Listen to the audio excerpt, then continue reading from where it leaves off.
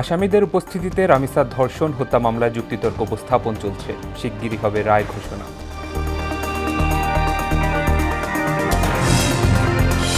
বিদ্যুতের দাম বৃদ্ধিতে গ্রাহকদের ক্ষোভ, জীবনযাত্রায় বিশাল চাপ বাড়ার শঙ্কা। শাসন ব্যবস্থার দুর্বলতায় জ্বালানি সংকটের মূল কারণ বলছে সিপিবি।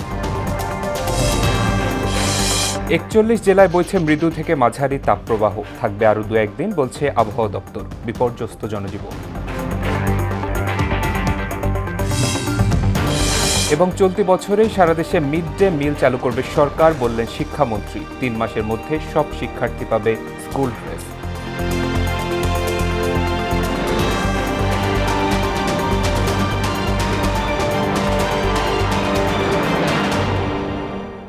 আসসালামু আলাইকুম, মোহনা সংবাদে সবাইকে স্বাগত। এতক্ষণ শুনছিলেন শিরোনাম, পুরো সংবাদ জুড়ে আছি শেখ সাব্বির হোসেন। পল্লবীতে ৮ বছরের শিশু রামিসাকে ধর্ষণের পর হত্যা মামলায় যুক্তিতর্ক শুনানি চলছে।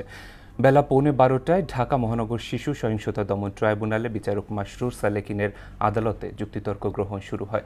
রাষ্ট্রপক্ষে অ্যাডভোকেট আজিজুর রহমান দুলু প্রথমে যুক্তিতর্ক শুনানি করেন। এরপর আসামি পক্ষের অ্যাডভোকেট মুসা কালিমুল্লাহ যুক্তিতর্ক তুলে ধরবেন। যুক্তিতর্ক উপস্থাপনের সময় আদালতে হাজির করা হয় আসামি সোহেল রানাকে। পাবলিক প্রসিকিউটর জানায়, শিগগিরই এই মামলার রায় ঘোষণা করা হবে। দর্শক, এ বিষয়ে আরও জানাতে জজ কোর্ট থেকে যুক্ত হচ্ছেন আমাদের সহকর্মী এমদাদুল হক খান। এমদাদ, শুনতে পাচ্ছেন নিশ্চয়ই? যুক্তিতর্ক শুনানি কোন পর্যায়ে রয়েছে জানাবেন আমাদের।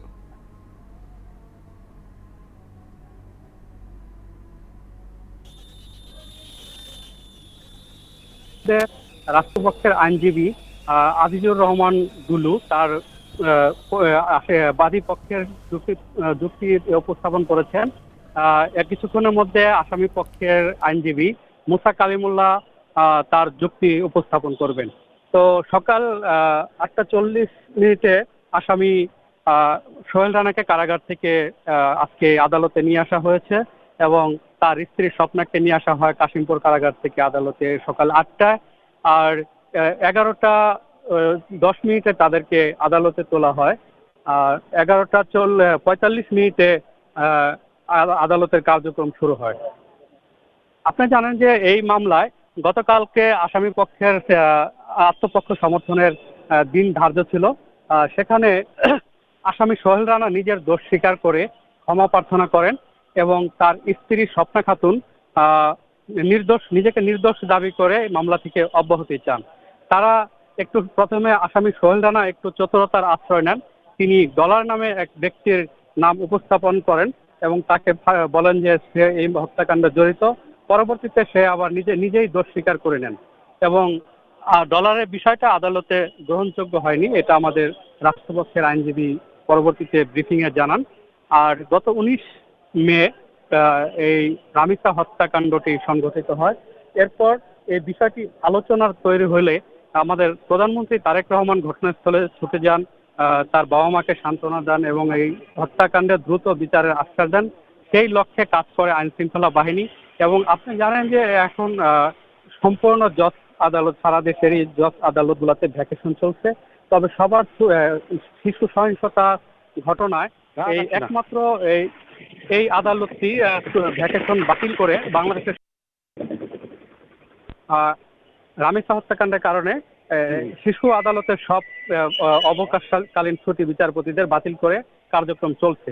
ধন্যবাদ সাব্বির। ধন্যবাদ এমদাদ আপনাকে।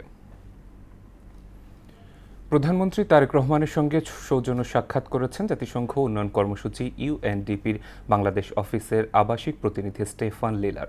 সকালে সচিবালয় মন্ত্রিপরিষদ বিভাগে প্রধানমন্ত্রীর সঙ্গে সাক্ষাৎ অনুষ্ঠিত হয়।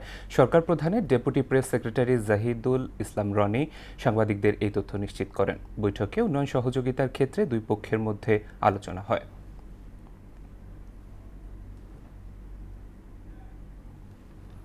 নিত্যপণ্যের ঊর্ধ্বগতির মধ্যেই নতুন করে বাড়ল বিদ্যুতের দাম। এতে বাড়তি চাপের মুখে পড়েছেন সাধারণ মানুষ। সরকারের এমন সিদ্ধান্তে ক্ষোভ প্রকাশ করেছেন অনেকেই। সাধারণ মানুষ বলছে, বিদ্যুতের দাম বাড়ায় কঠিন হবে সংসারের খরচ। অনেকেই নিত্যপণ্যের লাগামহীন মূল্যবৃদ্ধি নিয়ে শঙ্কা প্রকাশ করেছেন। এমন বাস্তবতায় বিদ্যুতের মূল্য বৃদ্ধির সিদ্ধান্ত প্রত্যাহার করার দাবি জানিয়েছেন অনেকেই। বাংলাদেশে তো কোনো কিছুর দাম বাড়লে সব কিছুর দাম বাড়ে যায়, ওটার সাথে এটা সংশ্লিষ্টতা না থাকলেও ওটার উসুলে দাম বাড়াইয়া দেয়। প্রধানমন্ত্রী তারেক রহমানই সবচেয়ে ভালো জানে যে তিনি কি ভালো করতেছেন কি মন্দ করতেছেন, কিন্তু এটা মধ্যবিত্ত পরিবারের জন্য একটা বড় ধাক্কা আসলে। এটা আসলে এত বাড়ানো উচিত হয়নি, আমাদের মধ্যবিত্ত ফ্যামিলির জন্য খুব টাফ। বিদ্যুতের দাম বৃদ্ধিতে তীব্র নিন্দা প্রতিবাদ জানিয়ে অবিলম্বে তা প্রত্যাহারের দাবি করেছে বাংলাদেশ জামাত ইসলামী। দলটির সেক্রেটারি জেনারেল মিয়া গোলাম পরওয়ার স্বাক্ষরিত বিবৃতিতে বুধবার এ প্রতিবাদ জানানো হয়। এতে তিনি বলেন, সরকার সাধারণ মানুষের পকেট কাটার নিষ্ঠুর খেলায় মেতে উঠেছে। প্রতিবাদে আজ জামায়াতের সকল মহানগরী সংগঠন বিক্ষোভ কর্মসূচি পালন করবে বলেও ঘোষণা দেওয়া হয়। রাজধানীতে বিকেল 5টায় বায়তুল মোকাররমের উত্তর গেটে বিক্ষোভ কর্মসূচি অনুষ্ঠিত হবে।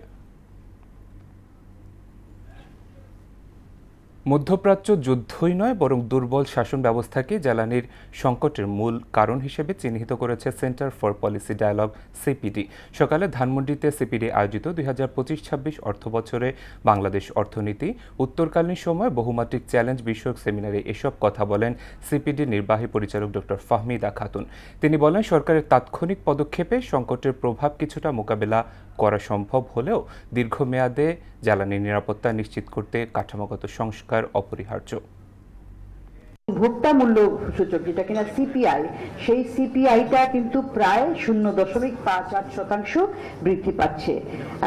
এবং যদি আমরা এই যথাযথ মুদ্রানীতি গ্রহণ না করি তাহলে কিন্তু খাদ্যদ্রব্যের দাম বাড়বে, মজুরি বৃদ্ধির দাম এটা বাড়বে, এবং এটার স্থায়িত্ব কিন্তু 1 থেকে 1.5 বছরের মতো হতে পারে এই এক্সারসাইজ থেকে। দেশের 41 জেলার উপর দিয়ে বইছে মৃদু ও মাঝারি তাপপ্রবাহ। ভ্যাপসা গরমে অতিষ্ঠ হয়ে পড়েছে জনজীবন। আবহাওয়া অফিস বলছে, গরমের এই রুদ্রমূর্তি আরও 2 থেকে 3 দিন অব্যাহত থাকবে। জুন মাসের বেশিরভাগই সময় দেশের উপর বইবে দাবদাহ। তবে মাসের মাঝামাঝি সময় বৃষ্টিপাতের সম্ভাবনার কথাও জানায় আবহাওয়া দপ্তর। সহকর্মীদের সহায়তায় তাসিন তারিনের রিপোর্ট। চুয়াডাঙ্গায় তীব্র রোদ ও ভাবসা গরমে বিপর্যস্ত হয়ে পড়েছে জনজীবন। দেশের দক্ষিণ পশ্চিমাঞ্চলের এই জেলায় কয়েকদিন ধরে তাপপ্রবাহ বয়ে যাচ্ছে। আবহাওয়া অফিস জানিয়েছে, এই পরিস্থিতি আরও কয়েকদিন অব্যাহত থাকতে পারে। বুধবার বিকেল 3টায় জেলায় সর্বোচ্চ তাপমাত্রা রেকর্ড করা হয়েছে 38 ডিগ্রি সেলসিয়াস। একই সময়ে বাতাসের আর্দ্রতার পরিমাণ ছিল 47%। দুপুরের প্রখর রোদে শহরের বিভিন্ন সড়কে মানুষের উপস্থিতি তুলনামূলক কম দেখা গেছে। প্রয়োজন ছাড়া অনেকেই ঘরের বাইরে বের হচ্ছেন না। সবচেয়ে বেশি ভোগান্তিতে পড়েছেন রিকশা, ভ্যান চালক, নির্মাণ শ্রমিক, দিনমজুর ও কৃষি শ্রমিকরা। আলহামদুলিল্লাহ, আল্লাহকে গরম ভালোই দিচ্ছে, হেভি গরম পড়ছে, আর এত তাপ আর এত গা ঘামতে কষ্ট হচ্ছে, কেউ এক গ্লাস শরবত খাওয়াচ্ছে না। চুয়াডাঙ্গায় প্রচন্ড গরম পড়ছে, ঘর থেকে বাইরে বের হওয়া যাচ্ছে না, আর মাঝে মধ্যেই কারেন্ট থাকছে না, অতিষ্ঠ একটা জীবন মতো হয়ে যাচ্ছে। আবহাওয়া অফিস বলছে, ভাবসা গরমে এই অস্বস্তিকর পরিস্থিতি আরও কিছুদিন অব্যাহত থাকবে। শুধু যে জায়গায় বৃষ্টি হবে ওই জায়গাতে আপনার তাপমাত্রা কিছু সময়ের জন্য কম থাকবে। দেখা যাচ্ছে যে যেখানে আজকে যদি বৃষ্টি হয়, কালকে আবার ওই জায়গায় তাপমাত্রা বেড়ে যাবে। এটা পুরোপুরি বর্ষা না আসা পর্যন্ত তাপমাত্রা সহনীয় পর্যায়ে যাবে না। এদিকে রাজশাহীতে তাপমাত্রা আবারও 37 ডিগ্রির ঘর ছাড়িয়েছে। তীব্র গরম ও বৃষ্টিহীন আবহাওয়ায় জনজীবনে নেমে এসেছে চরম অস্বস্তি। প্রখর রোদ আর গরমে সবচেয়ে বেশি দুর্ভোগে পড়েছেন খেটে খাওয়া মানুষ ও পথচারীরা। স্থানীয়রা জানান, কয়েকদিন ধরে অসহনীয় গরমে স্বাভাবিক জীবনযাত্রা ব্যাহত হচ্ছে। অতিরিক্ত গরম পড়ার জন্য আমটা আমাদের কম বিক্রি হচ্ছে, কম খাচ্ছে। এত পরিমাণ গরমে অতিষ্ঠ। আমি যে গাড়িতে উঠবো, গাড়ি পর্যন্ত যাব, স্টেশন পর্যন্ত যাব, সেটাও আমার জন্য দুরূহ হয়ে পড়েছে। গরম, লোকজন কম বের হচ্ছে, দুপুরে গাড়ির লোক নাই। বৃহস্পতিবার সকাল 9টা থেকে পরবর্তী 24 ঘন্টার পূর্বাভাসে বলা হয়েছে, রংপুর, ময়মনসিংহ, চট্টগ্রাম ও সিলেট বিভাগের কিছু কিছু জায়গায় অস্থায়ীভাবে দমকা বা ঝড়ো হাওয়া বয়ে যেতে পারে। তাহসিন তারিন, মোহনা সংবাদ। দর্শক, এ বিষয়ে আরও জানাতে চুয়াডাঙ্গা থেকে যুক্ত হচ্ছেন আমাদের সহকর্মী সাইফ জাহান। সাইফ, আজকের তাপমাত্রা কত ডিগ্রি সেলসিয়াস সেটা জানাবেন, আর পাশাপাশি জানাবেন জীবনে এর চিত্র কেমন দেখছেন আপনি?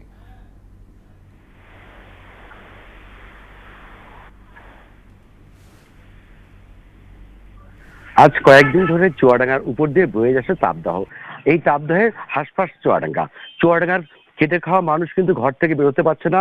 আর যারাও প্রতি প্রয়োজনে ঘর থেকে বেরোচ্ছে তারা কিন্তু রাস্তায় বেরিয়ে কিন্তু তারা বিভিন্ন জায়গা থেকে শরবত, ডাব সহ বিভিন্ন খাবার খাচ্ছে এবং তারা একটুখানি রোদে বের হলে কিন্তু প্রচন্ড ঘাম হচ্ছে। অনেকে দেখা যাচ্ছে তারা কিন্তু ছাতি নিয়ে বের হলেও কিন্তু তারা বাতাস না হওয়ার কারণে গরমের ঘামটা বেশি হচ্ছে। এবং এই যে গরম, এই গরমে কিন্তু সবচেয়ে কষ্টে আছে যারা খেটে খাওয়া মানুষ এবং যারা দিনমজুরদের আমরা বেশিরভাগ শহরের ভিতরে দেখতে পেরেছি সেটা হলো তারা একটা ভাড়া নিয়ে যখন যাচ্ছে কিছু দূর গিয়ে তারা রেস্ট নিচ্ছে। এবং কৃষকদের মাঠে গিয়ে আমরা যেটা দেখেছি, অনেক কৃষক আমাদেরকে জানিয়েছে সকালবেলা তারা কাজের উদ্দেশ্যে বের হলেও সকাল বাড়ার সাথে সাথে তারা কিন্তু কাজ রেখে দিয়েই তারা চলে আসছে, যাতে তাদের কিন্তু তাদের ওই যে তাদের দিনের হাজিরা আছে হাজিরাটা কিন্তু তারা পাচ্ছে না। আর তাছাড়াও এই গরমের কারণে কিন্তু হাসপাতালগুলোতে কিন্তু গরম জনিত যে রোগগুলো আছে সেই রোগের বাড়ছে। হাসপাতালে ডায়রিয়া সহ যারা হিট স্ট্রোক এই জন্য রোগগুলো কিন্তু বেড়ে যাচ্ছে। এই রোগে অনেকে আক্রান্ত হয়ে হাসপাতালে যাচ্ছে। আর তাছাড়া যারা বৃদ্ধ আছে তারা কিন্তু অ্যাজমার রোগে কিন্তু তারা আক্রান্ত হচ্ছে। এছাড়া চুয়াডাঙ্গা আবহাওয়া অফিস আমাদেরকে যেটা জানিয়েছে সেটা হলো আগামীকাল থেকে হয়তো কিছুটা তাপমাত্রা কমবে। আর আপনাদেরকে একটু জানিয়ে রাখি যে চুয়াডাঙ্গা যে ভৌগোলিকভাবে চুয়াডাঙ্গার উপর থেকে কর্কটক্রান্তি রেখা যাওয়ার কারণে কিন্তু চুয়াডাঙ্গার উপর থেকে প্রচন্ড গরম এবং শীতকালে প্রচন্ড শীত আছে। আর তাছাড়া চুয়াডাঙ্গার আরো একটি বিষয় যেটা আমরা লক্ষ্য করেছি সেটা হলো চুয়াডাঙ্গাতে গাছের পরিমাণ কমে যাচ্ছে এবং নির্বিচারে বৃক্ষরোপণ কাটা হচ্ছে। এই কারণে কিন্তু জলবায়ুর যে পরিবর্তন সেটা হচ্ছে। তাছাড়াও চুয়াডাঙ্গার যে নদীগুলো আছে সেই নদীগুলো কিন্তু পানি থাকে না, এগুলো ভরাট হয়ে যাওয়ার কারণে বিভিন্ন পুকুরগুলো ভরাট হওয়ার কারণে কিন্তু এই গরমের ইয়েটা বেশি আসছে বলে আমাদেরকে জানিয়েছে। এই ছিল গরমের সর্বশেষ। সাইফ, ধন্যবাদ আপনাকে। দেশে ফেরা হাজিদের বিমানবন্দরে 150টি লাগেজ থেকে মালামাল চুরির অভিযোগ মিথ্যা বলে জানিয়েছেন বেসামরিক বিমান পরিবহন ও পর্যটন প্রতিমন্ত্রী এম রশিদুজ্জামান মিল্লাত।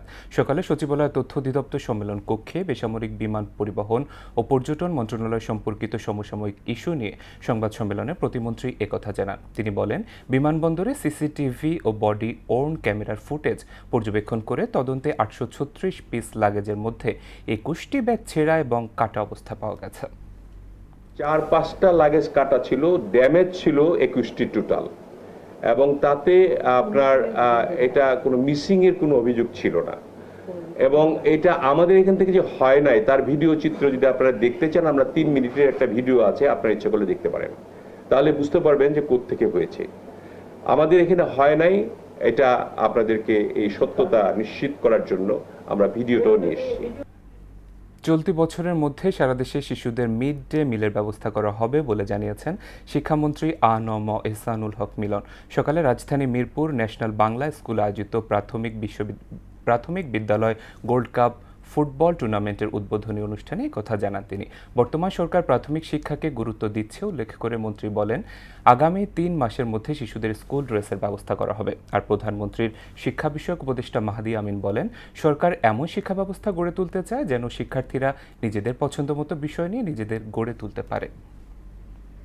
আপনারা আগামী 2 মাসের মধ্যেই দেখতে পাবেন আমরা সারা বাংলাদেশের শিশুদেরকে ড্রেসের ব্যবস্থা করছি। সারা বাংলাদেশের প্রত্যেকটি প্রাথমিক বিদ্যালয়ে মিড ডে মিলের চালু করা হয়েছে। এই বছরের মধ্যেই প্রত্যেকটি স্কুলের ছাত্রছাত্রীরা মিড ডে মিল পাবে।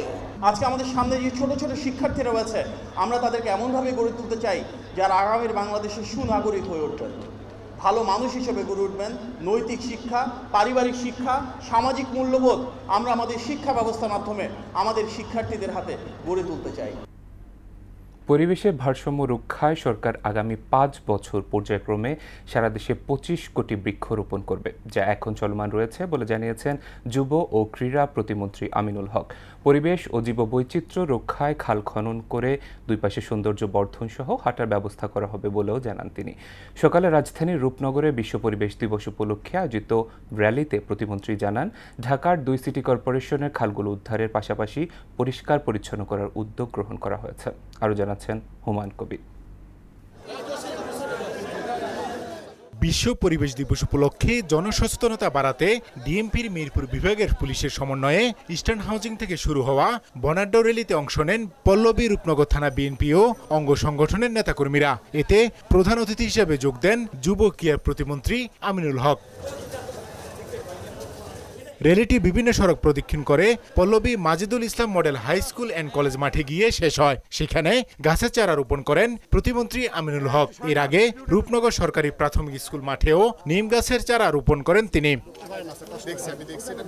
এ সময় যুব ক্রীড়া প্রতিমন্ত্রী বলেন, পরিবেশের ভারসাম্য রক্ষার পাশাপাশি সরকার আগামী 5 বছরে সারা দেশে 25 কোটি বৃক্ষরোপণ কর্মসূচি হাতে নিয়েছে, যা এখন চলমান। আমাদের মাননীয় প্রধানমন্ত্রী ইতিমধ্যে আমাদের যে নির্বাচনী ইশতেহার ছিল যে আমরা 5 বছরের পর্যায়ক্রমে আমরা 25 কোটি গাছ লাগিয়ে আমরা আমাদের পরিবেশ রক্ষা এবং পরিবেশের যে ভারসাম্য রক্ষার জন্য যা যা করণীয় আছে সেই কাজগুলো ইতিমধ্যে আমাদের শুরু হয়েছে।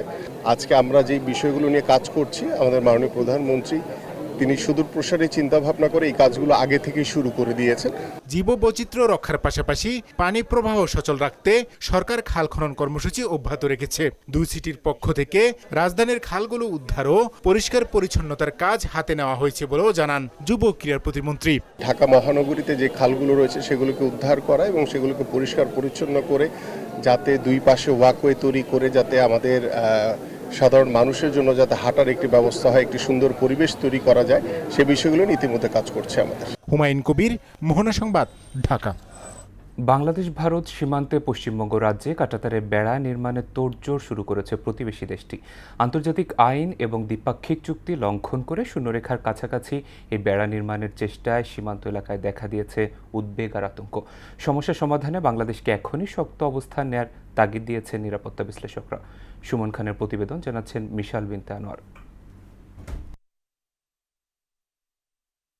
বাংলাদেশ ভারত সীমান্তে কাঁটাতারের বেড়া নির্মাণে বিএসএফকে জমি স্থানান্তরের প্রক্রিয়া শুরু করেছে পশ্চিমবঙ্গ সরকার। এরই ধারাবাহিকতায় লালমনিরহাট জেলার ওপারে ভারতের কোচবিহার সীমান্তে শুরু হয় মাপঝোঁক। অভিযোগ উঠেছে বিজিবিকে কোনো কিছু না জানিয়ে শূন্যরেখার কোথাও 50 গজের মধ্যে, আবার কোথাও একদম শূন্যরেখা বরাবর কাঁটাতারের বেড়া নির্মাণের প্রস্তুতি নেয় বিএসএফ। এমনকি বাঁশের খুঁটি পুঁতে এলাকা চিহ্নিত করার কাজও শুরু করে বিএসএফ। তবে ভারতীয় বাহিনীর এই একতরফা চেষ্টা শুরুতে আটকে দিয়েছে বিজিবি। পাটগ্রামে কুচলিবাড়ি ইউনিয়নের কলসির মুখ এলাকায় বিজিবি তীব্র বাধায় পুঁতে রাখা খুঁটি সরিয়ে নিতে বাধ্য হয়। পরে অনুষ্ঠিত পতাকা বৈঠকে স্পষ্ট জানিয়ে দেয়া হয়, দ্বিপাক্ষিক চুক্তি অনুযায়ী শূন্যরেখার 150 গজের মধ্যে কোনো ধরনের স্থায়ী অবকাঠামো বা কাঁটাতারের বেড়া নির্মাণ করা যাবে না। পুরো জোর করিয়া নাপ করিয়া ওই যে পিলার গাইতেছে 150 গজের বাইরে বলে দাও, এখন তো বড়াতে 10 গজও না। গায়ের জোরাই তো ওটা, গায়ের জোরা না, 150 গজ ফাঁকি দিতে হবে, সে সীমা যেতে দেয়। তার মানে আমাদের এগুলো যে যদি না থাকতো তো আমার এই দেশ কখন দখল করে নিত। স্বাধীনভাবে একটু বর্ডারে আশেপাশে আমাদের ক্ষেত খালা দেখতে পারতেছি, হয়তোবা এরপরে আমরা এটা পারবো না। বিজিবির করা বার্তার পরেও ভারতের পক্ষ থেকে এই নিয়ম উপেক্ষা করার প্রবণতা দেখা যাচ্ছে। সংশ্লিষ্টরা বলছেন, ভারতের এই কর্মকাণ্ড আন্তর্জাতিক আইন, 1974 সালের ঐতিহাসিক মুজিব ইন্দিরা চুক্তি এবং পরবর্তী দ্বিপাক্ষিক সমঝোতার স্পষ্ট লঙ্ঘন। আর এতেই নতুন করে আতঙ্ক ছড়িয়ে পড়েছে দহগ্রাম, আঙ্গরপোতা সহ লালমনিরহাটের সীমান্তবর্তী গ্রামগুলোতে। আমরা একটা আতঙ্কের মধ্যে আছি না। দহগ্রামে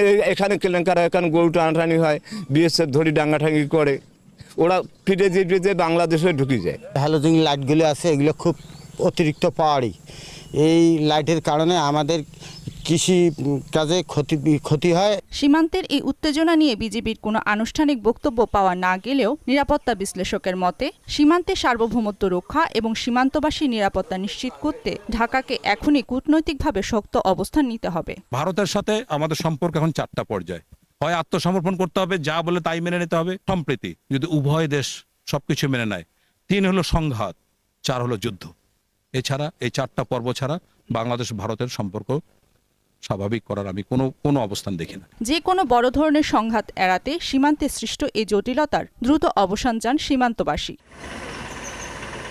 মিশাল বিনতে আনোয়ার, মোহনা সংবাদ। দেশে ক্যাডাভারিক ডোনার বা মরণোত্তর অঙ্গদানের সংখ্যা বাড়লে কিডনি লিভার জটিলতায় মারা যাওয়া রোগীদের সংখ্যা কমিয়ে আনা সম্ভব বলে জানিয়েছেন বিএনপি স্বাস্থ্য বিষয়ক সম্পাদক অধ্যাপক মোহাম্মদ রফিকুল ইসলাম। সকালে ঢাকা মেডিকেল কলেজ হাসপাতালে সফল কিডনি প্রতিস্থাপন সম্পন্ন হওয়া মোহাম্মদ রতন আলীর সঙ্গে সাক্ষাৎ শেষে একথা জানান তিনি। রফিকুল ইসলাম বলেন, মরণোত্তর অঙ্গদান নিয়ে এখনও সংকোচবোধ রয়েছে সমাজে। এক্ষেত্রে সমাজকর্মী ও গণমাধ্যম কর্মীকে এগিয়ে এসে সম্মিলিত কাজ করতে হবে। ট্রান্সপ্লান্ট করতে গেলে যে ডোনারের যে স্বল্পতা, সেই স্বল্পতার দিকে কিন্তু আমাদের নজর দিতে হবে।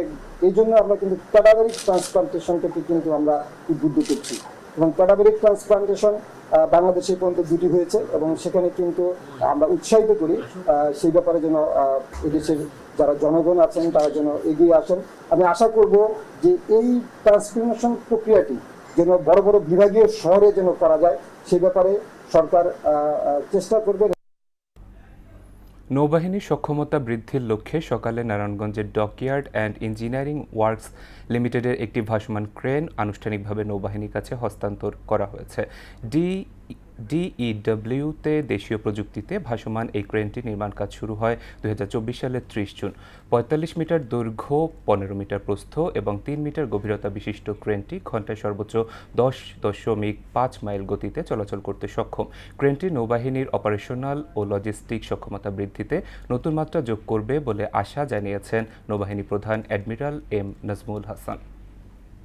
বর্তমান সরকারের প্রতিরক্ষা নীতি বাস্তবায়নের লক্ষ্যে ডিডব্লিউ লিমিটেডকে একটি স্বনির্ভর শিপইয়ার্ডে পরিণত করতে বিভিন্ন উদ্যোগ গ্রহণ করা হয়েছে।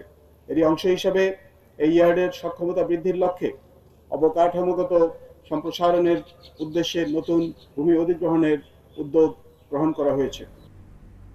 এবারে আন্তর্জাতিক প্রসঙ্গ। ওমান উপসাগরে যুক্তরাষ্ট্রের একটি ডেস্ট্রয়ার যুদ্ধ জাহাজে হামলার দাবি করেছে ইরান, যদিও কে মিথ্যা তথ্য বলে অভিহিত করেছে ওয়াশিংটন। এদিকে কুয়েত আন্তর্জাতিক বিমানবন্দরে হামলার ঘটনায় উল্টো যুক্তরাষ্ট্রকে দায়ী করেছে ইরান। চরম উত্তেজনার মধ্যেই তেহরানের বিরুদ্ধে ট্রাম্পের সামরিক ক্ষমতা সীমিত করতে 215-208 ভোটে প্রস্তাব পাশ করেছে মার্কিন প্রতিনিধি পরিষদ। বিস্তারিত প্রিয়াঙ্কা নিতুর ডেস্ক রিপোর্টে। ওমান উপসাগরে যুক্তরাষ্ট্রের একটি ডেস্ট্রয়ার যুদ্ধজাহাজকে লক্ষ্য করে হামলার দাবি করেছে ইরানের নৌবাহিনী। তাদের অভিযোগ, জাহাজটি ইরানি বাণিজ্যিক জাহাজের বিরুদ্ধে পরিচালিত মার্কিন অভিযানের অংশ হিসেবে কাজ করছিল। তবে যুক্তরাষ্ট্র এ দাবি সরাসরি অস্বীকার করে বলছে ইরান মিথ্যা তথ্য ছড়াচ্ছে। কুয়েত আন্তর্জাতিক বিমানবন্দরে হামলা ও এর জেরে ক্ষয়ক্ষতির জন্য যুক্তরাষ্ট্রকে দায়ী করেছে ইরান। দেশটির ইসলামী বিপ্লবী গার্ড বাহিনী জানায়, ইরানি হামলা প্রতিহত করতে গিয়ে যুক্তরাষ্ট্রের তৈরি প্যাট্রিয়ট ক্ষেপণাস্ত্র প্রতিরক্ষা ব্যবস্থার ত্রুটির কারণেই ওই ক্ষয়ক্ষতি হয়। তবে যুক্তরাষ্ট্রের এই দাবি প্রত্যাখ্যান করে তেহরান বলছে হামলা তারাই চালিয়েছে। ইরান ইস্যুতে ট্রাম্পের সামরিক ক্ষমতা কমাতে মার্কিন প্রতিনিধি পরিষদে 215 থেকে 208 ভোটে একটি প্রস্তাব পাশ হয়েছে। যদিও এটি এখনও সিনেটের অনুমোদন পায়নি, তবু ইরান ইস্যুতে ট্রাম্পের নীতির বিরুদ্ধে কংগ্রেসে ক্রমবর্ধমান অসন্তোষের গুরুত্বপূর্ণ ইঙ্গিত হিসেবে দেখা হচ্ছে এই ভোটাভুটিকে। সিনেটে পাশ হলেও এটি ইরানের বিরুদ্ধে সামরিক অভিযান পুরোপুরি বন্ধ করতে পারবে না বলে ধারণা করা হচ্ছে, কারণ ট্রাম্প এই প্রস্তাবে ভেটো দিতে পারেন। ইসরায়েল ও দেশটির প্রধানমন্ত্রী বেনিয়ামিন নেতানিয়াহুকে যুক্তরাষ্ট্রের চমৎকার অংশীদার বলে উল্লেখ করেন মার্কিন president Donald Trump. Priyanka Nitu, Mohona সংবাদ। ফুটবল। ফিফা বিশ্বকাপ ঘিরে বাড়ছে উত্তেজনা। দল সংখ্যা বৃদ্ধি, নতুন ফরম্যাট ও 3 দেশের যৌথ আয়োজনের কারণে এবার আসরটি হতে যাচ্ছে ইতিহাসের সবচেয়ে বড় বিশ্বকাপ। আসর শুরুর 6 দিন আগেই দল ও খেলোয়াড়দের বাজার মূল্য প্রকাশ করেছে ফুটবল গবেষণা প্রতিষ্ঠান ট্রান্সফার রুম। বাকিটা জানাচ্ছেন রাজওয়াল উদ্দিন। 2026 ফুটবল বিশ্বকাপ শুরুর আগে আলোচনায় উঠে এসেছে দল ও খেলোয়াড়দের বাজার মূল্য। ফুটবল গবেষণা প্রতিষ্ঠান ট্রান্সফার রুমের বিশ্লেষণে দেখা গেছে, বিশ্বকাপে সবচেয়ে মূল্যবান দল ফ্রান্স। অন্যদিকে সবচেয়ে দামি ফুটবলার তালিকায় আছেন স্পেনের তারকা লামিনে ইয়ামালে। প্রতিষ্ঠানটির হিসাব অনুযায়ী কিলিয়ান এমবাপ্পের নেতৃত্বে ফ্রান্সের ২৬ সদস্যের স্কোয়াডের মোট বাজার মূল্য ১.৪৬ বিলিয়ন ইউরো। ১.৪১ বিলিয়ন ইউরো নিয়ে দ্বিতীয় স্থানে রয়েছে ইউরোপিয়ান চ্যাম্পিয়ন স্পেন। এরপর যথাক্রমে ইংল্যান্ড, জার্মানি ও পর্তুগাল অবস্থান করছে শীর্ষে ৫-এ। বিশ্ব ফুটবলের দুই পরাশক্তি ব্রাজিল ও আর্জেন্টিনা বাজারের মূল্য দিক থেকে পিছিয়ে রয়েছে।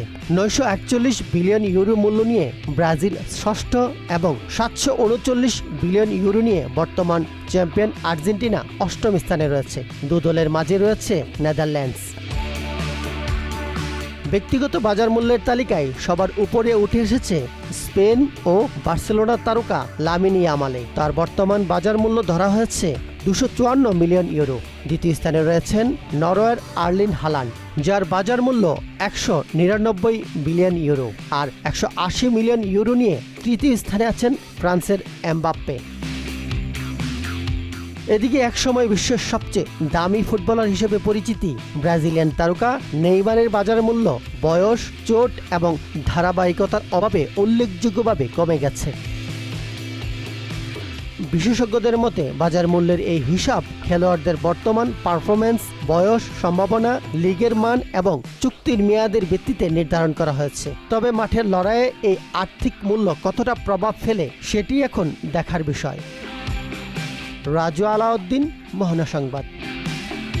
শেষ করব মোহনা সংবাদ, যাবার আগে শিরোনামগুলো আরও একবার।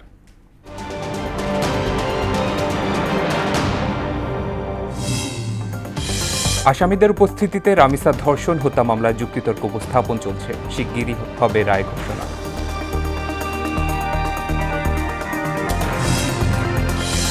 বিদ্যুতের দাম বৃদ্ধিতে গ্রাহকদের ক্ষোভ, জীবনযাত্রায় বিশাল চাপ বাড়ার শঙ্কা, শাসন ব্যবস্থার দুর্বলতায় জ্বালানি সংকটের মূল কারণ বলছে সিপিডি। ৪১ জেলায় বইছে মৃদু থেকে মাঝারি তাপপ্রবাহ, থাকবে আরও ২-১ দিন, বলছে আবহাওয়া দপ্তর। বিপর্যস্ত জনজীবন। এবং চলতি বছরেই সারা দেশে মিড ডে মিল চালু করবে সরকার, বললেন শিক্ষামন্ত্রী। ৩ মাসের মধ্যে সব শিক্ষার্থী পাবে স্কুল ড্রেস।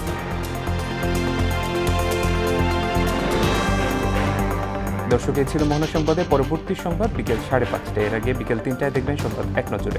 মোহনার সবশেষ খবর জানতে ভিজিট করুন www.mohana.tv। সংবাদ দেখতে পারেন ফেসবুক এবং ইউটিউবেও। এতক্ষণ সঙ্গে থাকার জন্য ধন্যবাদ সবাইকে।